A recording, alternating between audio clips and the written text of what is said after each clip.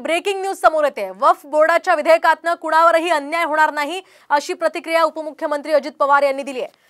तसंच कुणाला अन्याय वाटत असेल तर मुख्यमंत्री एकनाथ शिंदेंचं पंतप्रधान मोदींसोबत चर्चा करणार असंही अजित पवार यांनी सांगितलंय। वक्फ बोर्ड के वो बिल में कहीं अपने ऊपर अन्याय हो रहा है ऐसा कुछ डाला होगा तो हम उसमें से एनडीए के मेंबर के नाते मैं खुद उनके साथ बात करूंगा।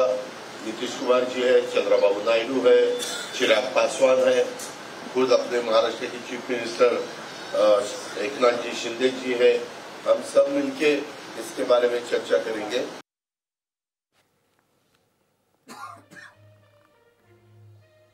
आपण पाहतोय वक्फ बोर्ड विधेयकातनं अन्याय होणार नाही याची हमी आता अजित पवारांनी दिली असेल आणि ज्यांना कुणाला यामध्ये अडचण असेल त्यांनी मुख्यमंत्री किंवा मोदींशी संपर्क करावा असंही त्यांनी म्हटलं।